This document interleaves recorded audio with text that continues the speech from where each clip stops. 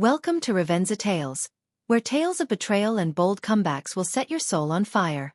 Smash subscribe, click the bell, and tell friends who fight for their truth. What if the favoritism of your family casts you in the background, struggling for your spot? I'm Theodora Harper, 34, marketing manager for a busy Chicago company.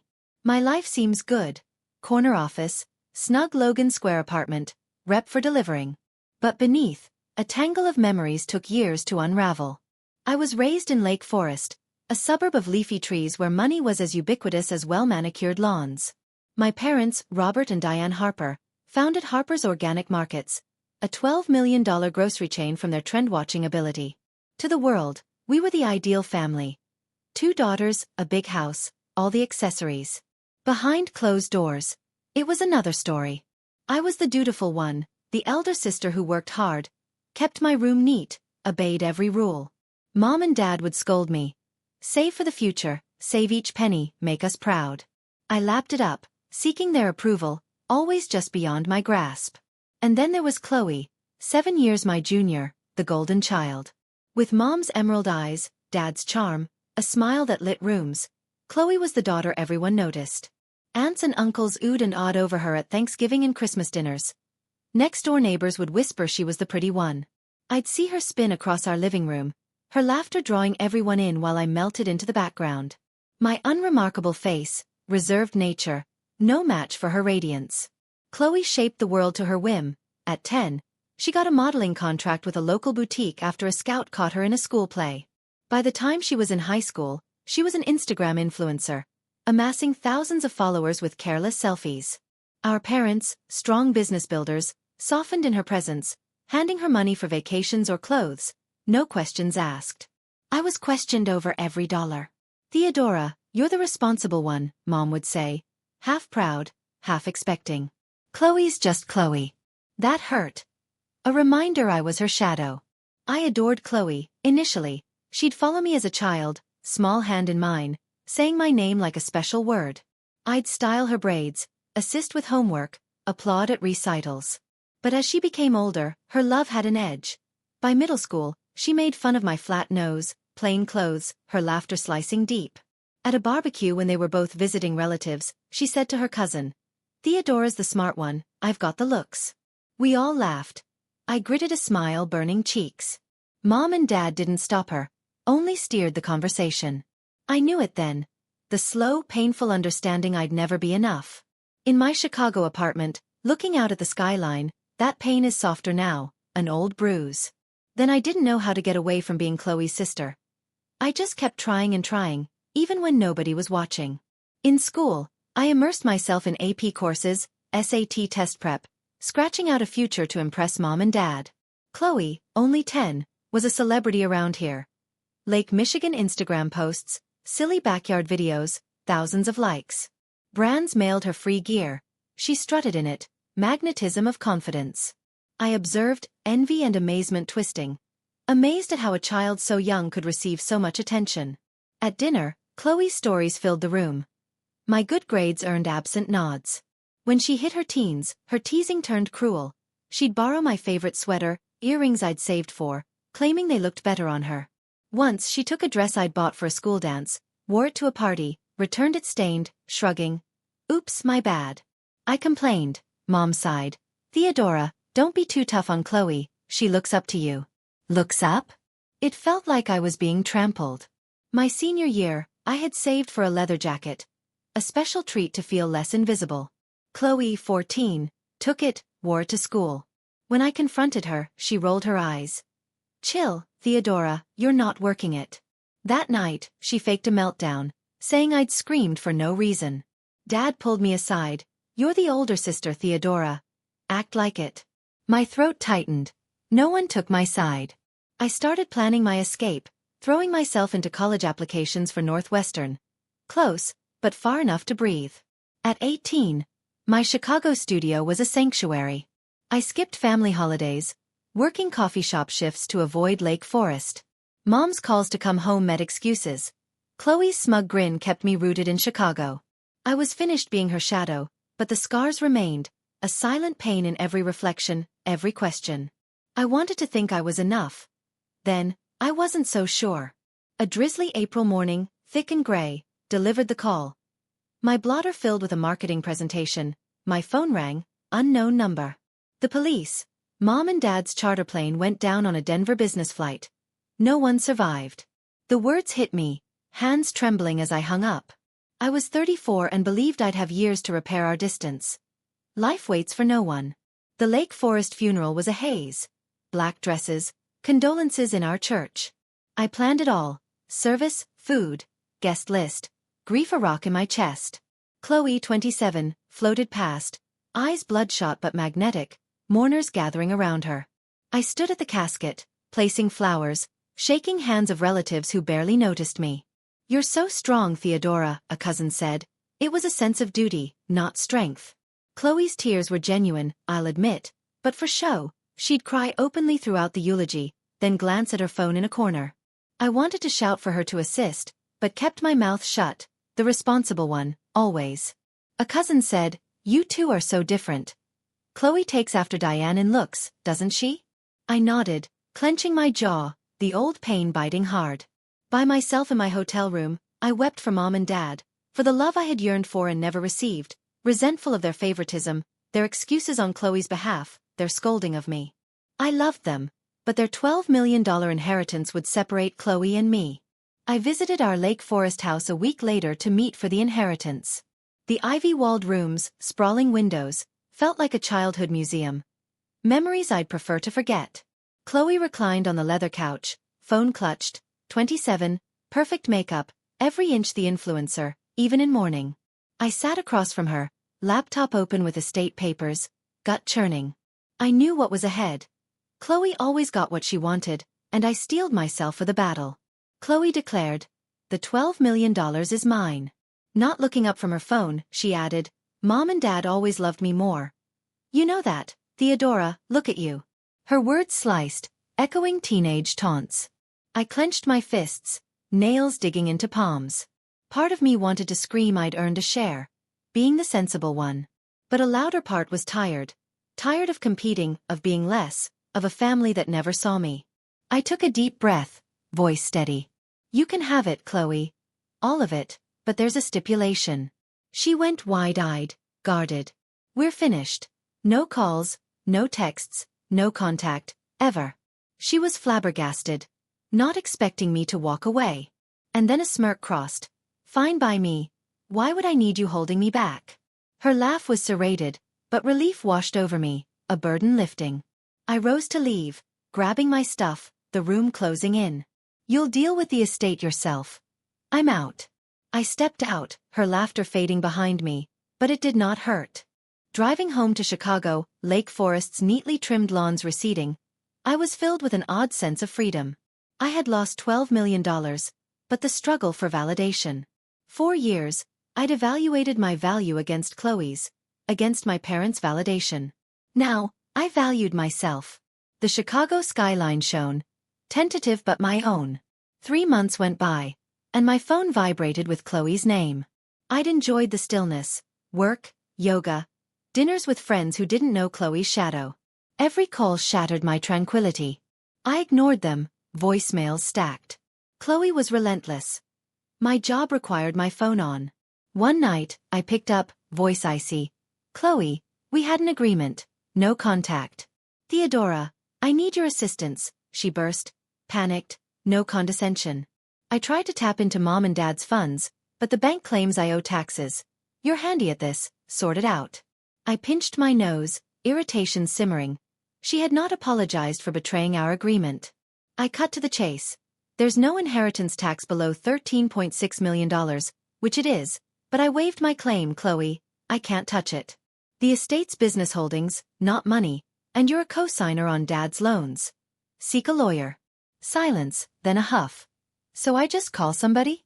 You're useless." She hung up. I glared at my phone, anger commingling with relief. She wanted me to clean up her messes.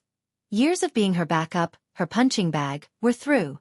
Her calls continued, voicemails frantic. "Theodora, I don't know what to do, the lawyer's confusing me."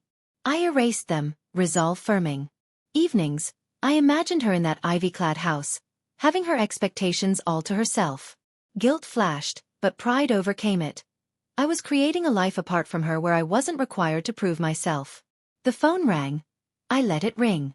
Weeks on, the voicemails became panicked. I tuned in just long enough to get the idea, then erased. She'd met with an attorney, discovered the reality. The $12 million wasn't money, but Harper's organic markets, property, stock, agreements. As co-signer of Dad's mortgages, she was liable for debts cutting her inheritance to $1.5 million. "This is a hoax, Theodora," she cried in one message. I was being set up to receive millions. I shook my head. Chloe lived in a fantasy where money appeared, like her Instagram likes. She'd posted as an heiress, flaunting designer bags, a rented loop penthouse. Word spread. Cousins, high school friends called her for loans, investments. A mutual acquaintance said Chloe threw parties, playing Chicago socialite. Classic Chloe, chasing attention, not reality. Her voicemails told another story. "Theodora, people won't leave me alone. They think I'm loaded, but I'm not." Pity poked but dissipated. She'd bragged of unmerited riches, paid no attention to the terms. I'd advised her to seek counsel. She waved me off. Now she sank in her bluster. I wasn't jumping in. In the office, I succeeded, selling campaigns, earning a nod from my supervisor. Friends invited me for happy hour, sensing a spark. "You seem lighter, Theodora." I smiled. They were correct. Chloe's madness was hers to claim. I'd been less than for years. With each erased voicemail, I moved closer to better. I wasn't her shadow. I was Theodora, more than enough. One night, Chloe's voicemail went black. "Theodora, I met someone. Ethan's incredible. He loves me, not the money." I scrunched up my face, erased it. A week later, a cry. "He's gone, Theodora. He took everything." My gut roiled, not shock, but hard-hitting clarity. Her texts revealed the tragedy. Chloe befriended Ethan at an indoor rooftop bar, his fast smile and grand promises taking her breath away. He discovered her $1.5 million, proposed withdrawing it from the bank. "Too dangerous. Keep it in a penthouse safe." Against her head, she withdrew it in cash, stashed it away. Morning after, the safe was cleaned out. Ethan disappeared. "I thought he loved me," she wept. "Why is this happening to me?" On my Logan Square couch, feelings churned. Losing all to a scam artist was savage. The part of me felt sorry for her. But the part recalling her smirks, her jibes, felt bitter satisfaction. She'd constructed her world on Flash, never wondering who it attracted. Ethan took advantage of her blind spots. I yearned to call, tell her she should have known better, but our agreement was no contact. I meant it. Her texts continued to arrive, each one more urgent, but I was finished saving her life. "Theodora, I'm out of money. Can't pay rent. Where are you?" Chloe's voicemail gave me a twinge of guilt, but it wasn't up to me to save her. I'd spent years wiping up after her, just to be taunted. Erasing another message, I thought about my life. My promotion, new friends, quiet satisfaction at being on my own. Chloe's life fell apart. Mine coalesced. Her voicemails were a daily routine, a radio I could not turn off. She had returned to our Lake Forest house after she lost her loop penthouse apartment, unable to pay rent. "Theodora, it's terrible," she cried in one of the messages. "Cousins keep coming by, telling me the house is too large for me. They want cash or to move in." Her voice shattered, hoarse with desperation. "I need you, let's live together please." My heart racing, caught between anger and sympathy. She'd broken our no-contact agreement, as if her word didn't count. I'd forfeited $12 million to be free. She wanted to pull me back into her hell. I had my limits. One night, at my breaking point, I responded, "Chloe, stop." My tone even curt. "We had an agreement. No contact, you violated it a dozen times." "I'm sorry, Theodora," she breathed, small, frightened. "I can't do this by myself. Pick me up." For an instant, I glimpsed the little girl who followed me, eyes wide with trust. But that child was over, dead, replaced by someone who'd cut me down for years. I breathed. "I'm changing my number, Chloe. This is the last time we're discussing. You made your decisions. Live with them." Her screams, apologies, please, ringed in my ears as I hung up, hand trembling, mind lucid. The next day, I acquired a new number at a Chicago phone shop, every step a statement. I wasn't her savior, sister, or shadow. I was Theodora, finished. At work, my boss picked up on it. "You're on fire, Theodora," she said after I aced a client presentation. I smiled, Chloe's calls rising like mist. I'd let her define me for years. Now I wrote my own story. The Lake Forest house, the money, the pain, behind me. For the first time I could breathe. A year later, my life feels mine. Promoted to senior marketing manager, I lead campaigns that buzz with clients. My boss calls me a quiet powerhouse. I believe it now. I paint again, a high school hobby abandoned when Chloe's star outshone mine. My Logan Square apartment overflows with canvases. Vibrant hues, chaotic brushstrokes, all mine, reclaiming scraps of me. Friends comment, "You're different, Theodora," Sarah told me over brunch. "You used to hold back, as if apologizing for being, now you're here." I chuckled, her words striking close. I diminished myself, measuring against Chloe's loveliness, wit, our parents' affection. Now I don't have to. I'm enough. I think of Chloe occasionally, wondering if she's grounded. A cousin reports she's in Lake Forest, fighting to hold on to the house, warding off relatives. I hope she's well, but I don't look. That door closes. Losing mom and dad, then Chloe stung but set me free. I treasure quiet moments, coffee shop books, jogs along Lake Michigan, laughter with friends, mine, uncolored by her shadow. In my apartment, the Chicago skyline ablaze at dusk, I feel calm I never thought possible. I'm not the sensible sister or the plain one. I'm Theodora Harper, building my own life. My life was shadows. Chloe's, my parents', my doubts. I chased their approval, measured against a sister who had it all. Walking away from $12 million was the hardest thing I'd done, but the best. Not about money, but refusing to be defined by her light. Chloe's choices, scams, pleas, were her story. She constructed on flash, toppled when it collapsed. I constructed on silent strength, still upright. I don't despise Chloe. I pity her from a distance, like a stranger in a news article. I can no longer bear her weight. I discovered my own. A career I adore, friends who know me, a life that feels home. The ache of losing my family stays, but learned, my value is not their love or her beauty. It's in me, the woman I've become.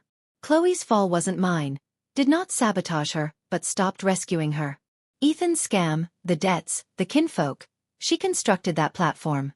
I took my exit, opting for a life where I shine. Weekends, I paint by my window, city lights flashing, each brushstroke a vow to myself. I joined a local art group. A mentor praised my work, urging me to exhibit. My apartment, once a sanctuary from family, is now a home. Books, canvases, a single mug on the counter, all mine. I run along the lakefront, wind sharp, feeling alive, not less than. Chloe's voicemails are gone.